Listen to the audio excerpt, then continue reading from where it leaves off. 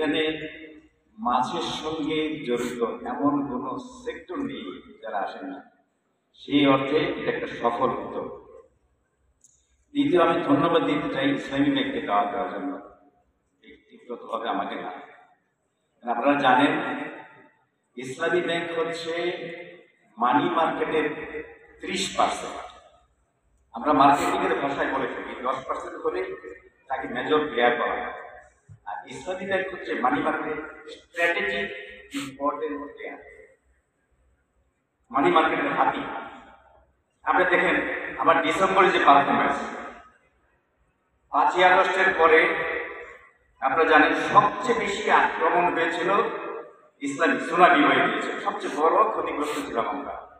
কিন্তু দেখেন আলহামদুলিল্লাহ কনফিডেন্সের কারণে এবং আমরা যে 5 জন জয়েন করেছি পরিচালক এবং এখানকার কর্মকর্তা কর্মচারীবৃন্দ মিলে আমাদের নতুন ডিপোজিট এসেছে 17,000 কোটি টাকা। পুরা ব্যাংকিং সেক্টরে আসছে 34,000 কোটি টাকা।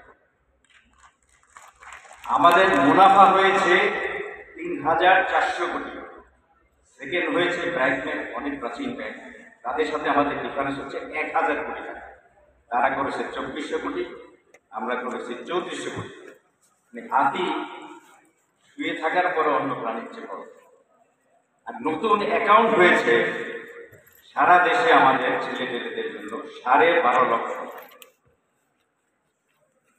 এই ব্যাংক একটাই কারণ, এটা একটা অদ্ভুত ব্যাংক।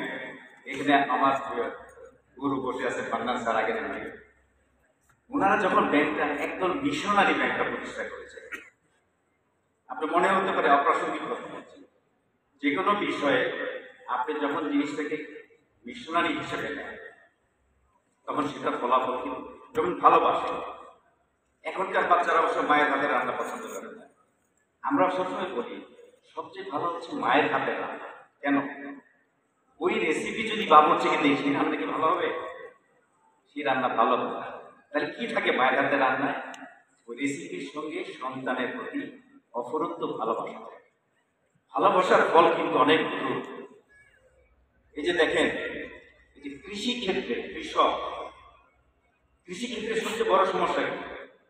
কৃষি ক্ষেত্রে সবচেয়ে বড় সমস্যা হচ্ছে ফেয়ার প্রাইস। কৃষকরা ফেয়ার প্রাইস না। আমরা ঢাকা শহরের টমেটো 200 টাকা দেখি, কাঁচামরিচ 700 টাকা দেখি। কৃষক কিন্তু আপনি সেই 2 টাকা কেজি পায়। এই যে মাঝখানে যে আমি অবশ্য এই মধ্যস্বত্বভোগী বলে গালি দিই না, এদেরকে বলি সাপ্লাই চেইন সার্ভিস প্রোভাইডার। এটা তো লম্বা। সেখানে সবচেয়ে বড় খারাপ জিনিস হচ্ছে চাঁদা। এই চাঁদাবাজির জন্যই কিন্তু আমাদের অর্থ উপদেষ্টা মহোদয় বলেছেন আমরা যে প্রান্তিক ভোক্তা সেই লেভেলে খাবারটা আস্তে আস্তে কিন্তু দাম অনেক বেড়েছে। কৃষকরা কিন্তু, আর যাদেরকে আমরা মধ্যস্বত্বভোগী গালি দিই, আপনারা জানেন না এই কাদা জিনিসের মধ্যে দাঁড়িয়ে তাদেরকে জিনিস কিনতে হয়, যারা supply service sector, supply chain service provider, ওরা যদি না থাকতো আমাদের ঘরে খাবার আসতো না।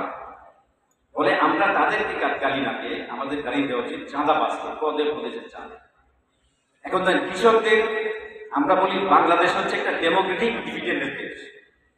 এটা যেমন একটা আল্লাহর রহমত, আর একটা হচ্ছে এদেশের কৃষকদের কিন্তু, যে আমি এর আগে একটা মিটিংয়ে বলেছিলাম যে 50,000 টাকা দিয়ে গরু কিনে সে কোরবানির সময় 1 লাখ টাকা পেয়েছে।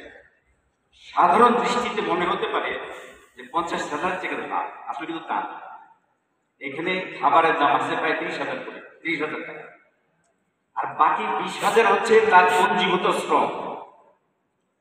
কৃষকরা ফেয়ার প্রাইস পায় না, তবুও কেন কৃষি কাজ করে?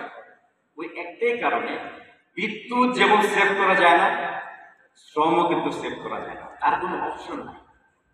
এই কৃষি ক্ষেত্রে পণ্যের মধ্যে শ্রমটা না দিয়ে, এটাই তার ওয়ে অফ সেভিংস।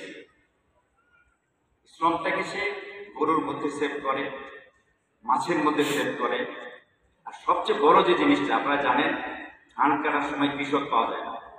ধান কাটতে 700-800 টাকা লাগে। আমরা এর আগে বলেছি যে কম্বাইন্ড হারভেস্টটা দিতে। ধানের মধ্যে কিন্তু আরো মজার ব্যাপার আছে। ধান কিন্তু মোটেই লাভজনক না। মধ্যস্বত্ব মাঝখানে যারা মিলার আছে তারা কিন্তু মুনাফা রেখে যায়। কিন্তু ধানের মধ্যে কিন্তু একটা অবসেশন আছে, একটা অচেতনা, একটা অন্য ধরনের আনন্দ আছে, এই জন্য কৃষকরা ধান চাষ করে। আপনারা যারা গ্রামে গেছেন দেখবেন এই অবসেশনটা যেদিন চলে যাবে সেদিন আমাদের জন্য অনেক বড় বিপদ আছে।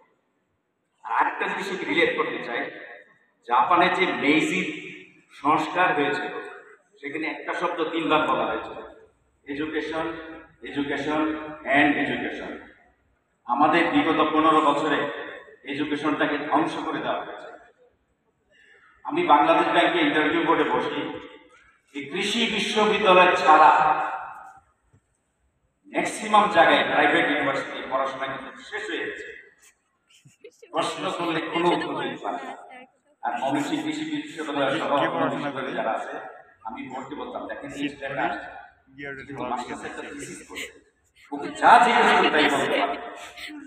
আজকে ফিশারিজে যে আপনি 65 গ্রাম আমাদের খাদ্যের চাহিদা, 65 গ্রামই উৎপাদন হচ্ছে, এর জন্য অবদান হচ্ছে এই সমস্ত কৃষি গ্রাহী। সারা বাংলাদেশে উপজেলাতে কৃষি কর্মকর্তা আছে, মৎস্য কর্মকর্তা আছে, এরা যে কিভাবে সাহায্য করে চিন্তা করতে পারবেন না। নীরবে যে কৃষি বিপ্লব হয়েছে, মাছকে আছে ইলিশের নাম 30 আল্লাহ রহমতে। আর আরেকটা জিনিস দেখেন, আমরা এর আগে আমাদের স্যার লেকচার দিয়েছেন, আমি 40 বছর যা শুনেছি, স্যারকে ধন্যবাদ দিতে চাই। সমস্ত হিসাবে এটা আমাদের খাবার করেছে, যা শুনেছি, যা শিখেছি।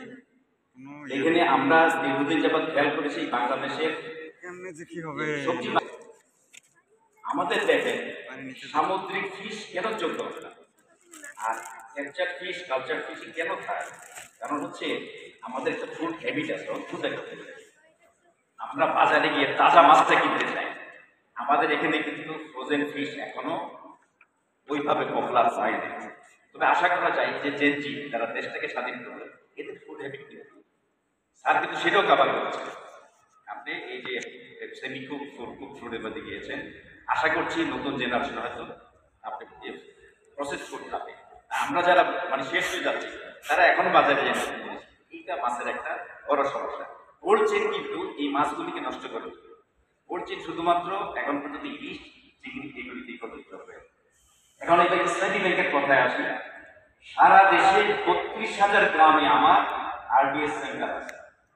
So I can go to the supply chain, কৃষি এবং মাছও আমি যেতে পারি।